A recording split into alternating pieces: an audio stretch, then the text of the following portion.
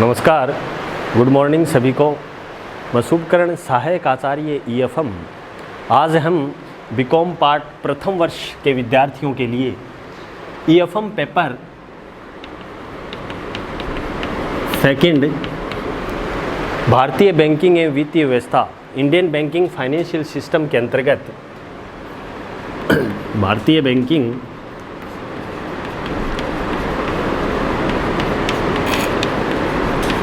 एवं वित्तीय व्यवस्था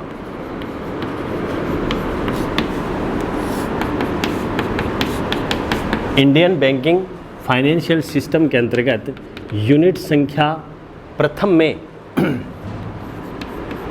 भारतीय reserve bank reserve Bank of India RBI का चैप्टर अध्ययन करेंगे। यूनिट संख्या प्रथम में भारतीय रिजर्व बैंक चैप्टर बहुत ही महत्वपूर्ण चैप्टर है। आपके एग्ज़ाम की दृष्टि से एक प्रश्न आपके एग्ज़ाम में इसका अधिकतर पूछते हैं, जिसमें मुख्यतया 4 प्रश्न इंक्लूड हैं। प्रथम प्रश्न कई बार पूछते हैं कि रिजर्व बैंक की स्थापना के क्या उद्देश्य एवं क्या कारण रहे और इसके प्रबंध एवं संगठन को समझाइए। दूसरा प्रश्न ये पूछते हैं अधिकतर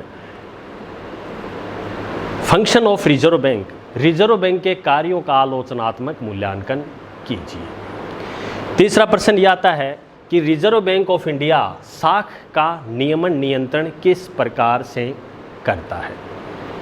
control of credit control by RBI किस प्रकार से साख का नियमन नियंत्रण करते हैं, उसकी कौन कौन सी विधियां हैं। लास्ट प्रश्न ये पूछते हैं कि रिजर्व बैंक की सफलता के कौन कौन से कारण रहे और रिजर्व बैंक असफल क्यों रहा। ये आपके 4 प्रश्न हैं। इसमें से भी बहुत महत्वपूर्ण क्वेश्चन रिजर्व बैंक के कार्य अधिकतर पूछते हैं और भी ये 3 प्रश्न भी उपयोगी हैं। आज हम रिजर्व बैंक ऑफ इंडिया भारतीय रिजर्व बैंक का अध्ययन करेंगे। भारतीय रिजर्व बैंक के अध्ययन करने से पहले सर्वप्रथम इसकी हम भूमिका की चर्चा करें। रोल ऑफ रिजर्व बैंक, इसके हम इतिहास की चर्चा करें कि रिजर्व बैंक की स्थापना क्यों पड़ी, रिजर्व बैंक की स्थापना किस प्रकार से हुई। तो सर्वप्रथम बात करें 1773 ईस्वी में वारेन हेस्टिंग्स ने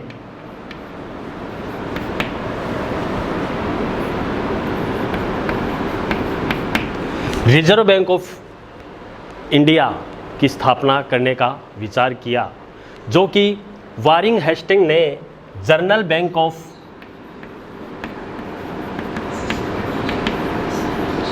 बंगाल एंड बिहार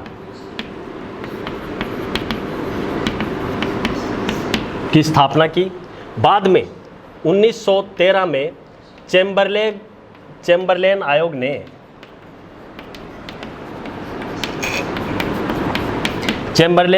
ने रिजर्व बैंक की स्थापना पे जोर किया, जो कि चैम्बरलेन आयोग के जो सदस्य थे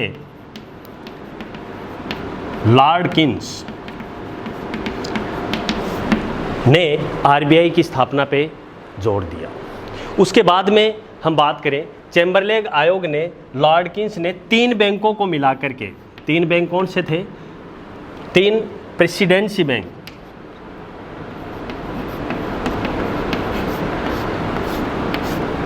को मिलाकर के इंपीरियल बैंक की स्थापना की, जिसमें पहला है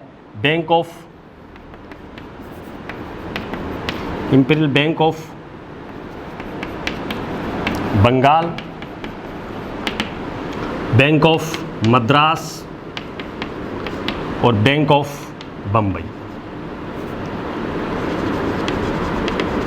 इन तीनों बैंकों के मिलाकर के इंपीरियल बैंक की स्थापना हुई। इंपीरियल बैंक बना 1921 में। तो कई बार आपके एग्ज़ाम में ये प्रश्न पूछते हैं प्रतियोगी परीक्षाओं में कि 3 प्रेसिडेंसी बैंक कौन कौन से थे। Bank of Bengal bank of Madras, bank of Mumbai, इन तीनों बैंकों को मिलाकर के इंपीरियल बैंक की स्थापना हुई। बाद में 1931 में केंद्रीय बैंकिंग जांच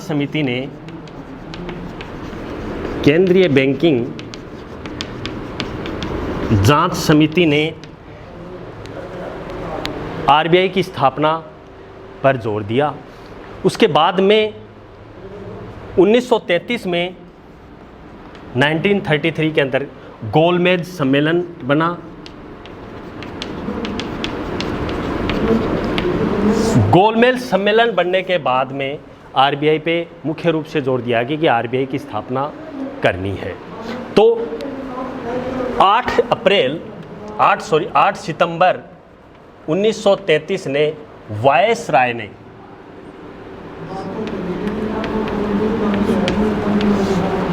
आरबीआई की स्थापना करने के लिए हस्ताक्षर किए और उसके बाद में आरबीआई एक्ट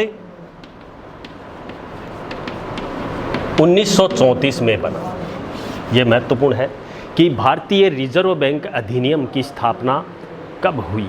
भारतीय रिजर्व बैंक एक्ट 1934 में आरबीआई एक्ट बना। इसके बाद में 1 अप्रैल, जो कि आपके एग्ज़ाम की दृष्टि से बहुत महत्वपूर्ण है, कंपटीशन की दृष्टि से महत्वपूर्ण है, 1 अप्रैल 1935 को रिजर्व बैंक ऑफ इंडिया की स्थापना हो गई।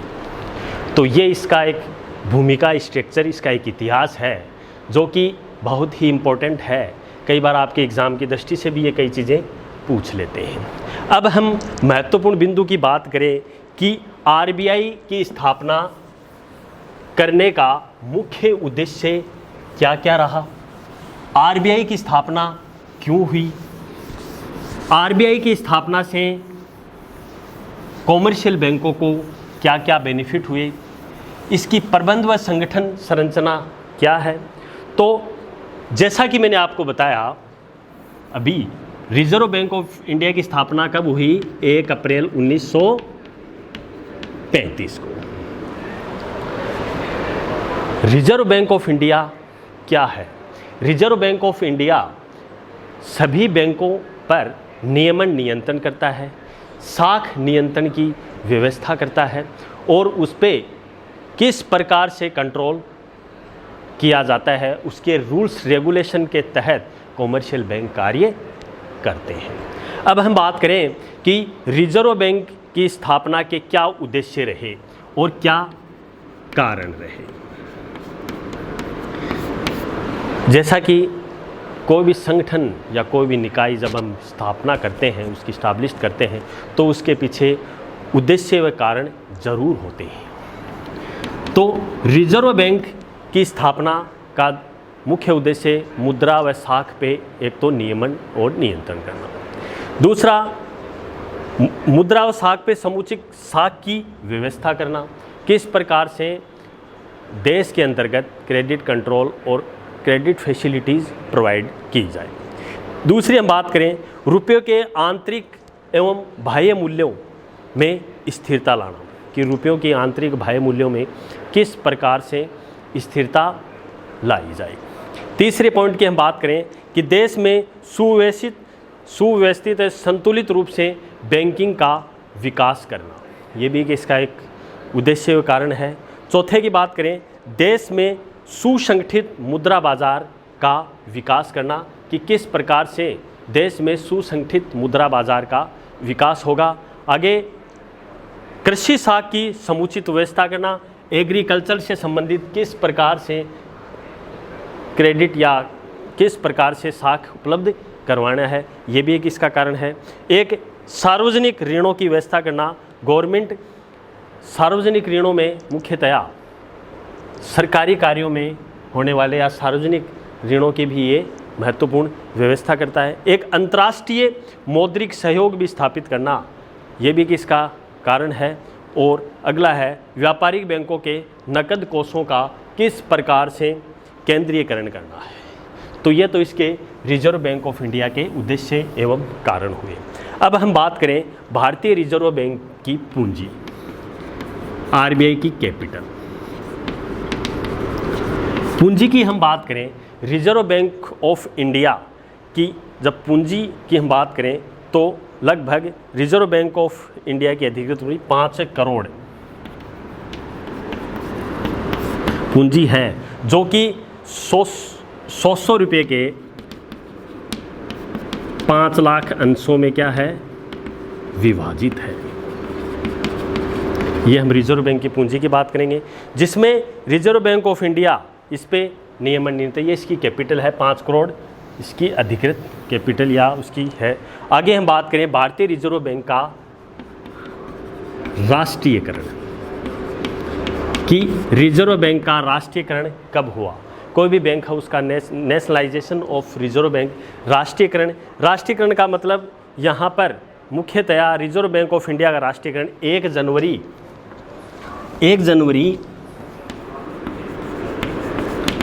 1949 को रिजर्व बैंक ऑफ इंडिया का राष्ट्रीयकरण हुआ। ये भी कई बार कंपटीशन पूछ लेते हैं कि नेशनलाइजेशन ऑफ रिजर्व बैंक कब हुआ या राष्ट्रीयकरण रिजर्व बैंक का कब हुआ। राष्ट्रीयकरण हुआ है 1 जनवरी 1949। ये भी कई बार आपके एग्ज़ाम की दृष्टि से बहुत महत्वपूर्ण प्रश्न है। अब हम बहुत ही महत्वपूर्ण, जैसा कि आपके एग्ज़ाम में पूछते हैं कि रिजर्व बैंक की स्थापना के उद्देश्य के कारण, ये हमने पढ़ लिए। अब पढ़ेंगे रिजर्व बैंक, भारतीय रिजर्व बैंक का संगठन एवं प्रबंध। भारतीय रिजर्व बैंक का संगठन एवं प्रबंध। भारतीय रिजर्व बैंक के संगठन प्रबंध की हम बात करें तो भारतीय रिजर्व बैंक के संगठन प्रबंध को 3 भागों में बांटा गया है। कितने भागों में? 3 भागों में। प्रथम है केंद्रीय संचालक मंडल,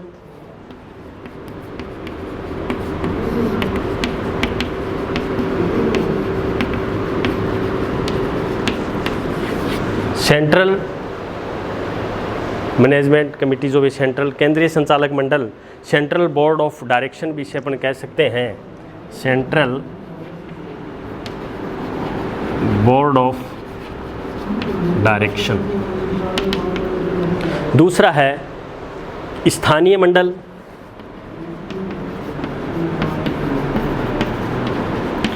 लोकल बॉडी भी कह सकते हैं इसको, या फिर स्थानीय मंडल की हम बात करें तो मुख्यतया महत्वपूर्ण भूमिका का ये निर्वहन करते हैं local boards.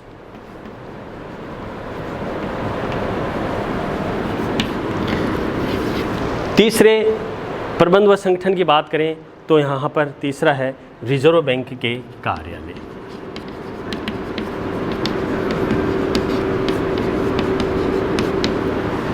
Office of reserve bank.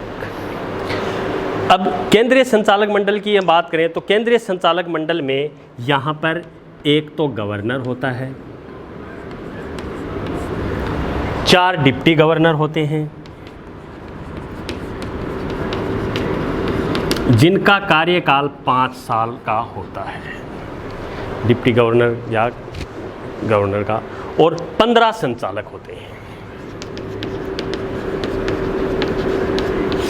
तो केंद्रीय संचालन मंडल मुख्यतया 4 भागों में, 3 भागों में इसको बांटा गया है, जिसमें एक गवर्नर होता है और 4 डिप्टी गवर्नर और 15 संचालक होते हैं। तो ये आरबीआई के संगठन एवं प्रबंध के ढांचों की श्रेणी में ये आते हैं। आगे हम बात करें स्थानीय मंडल की। रिजर्व बैंक की स्थानीय मंडल मुख्यतया 4 भागों में है, जिसका कोलकाता, मुंबई, चेन्नई, नई दिल्ली में ऑफिस है। कोलकाता, चेन्नई, मुंबई और नई दिल्ली, ये इसके 4 स्थानीय मंडल हैं जो कि महत्वपूर्ण भूमिका का निर्वहन। प्रत्येक स्थानीय मंडल में 5 सदस्य होते हैं, जो कि इनका कार्यकाल 5 वर्ष के लिए होता है। अब बात करें रिजर्व बैंक के कार्यालयों की। रिजर्व बैंक का प्रधान कार्यालय मुंबई में है, हेड ऑफिस मुंबई में है, और भी किसी स्थानीय कार्यालय भी हैं। तो ये इस प्रकार से इसकी संगठन एवं प्रबंध व्यवस्था है रिजर्व बैंक ऑफ इंडिया की। अगले वीडियो में हम आपके लिए लेके आएंगे रिजर्व बैंक ऑफ इंडिया के क्या क्या कार्य हैं, जो कि बहुत ही इम्पोर्टेंट टॉपिक है कि रिजर्व बैंक ऑफ इंडिया के क्या क्या कार्य हैं, क्या क्या फंक्शन हैं, रिजर्व बैंक ऑफ इंडिया क्या कार्य करते हैं, या रिजर्व बैंक इंडिया के मेन फंक्शन कौन कौन से हैं। बहुत बहुत धन्यवाद। Thank you very much.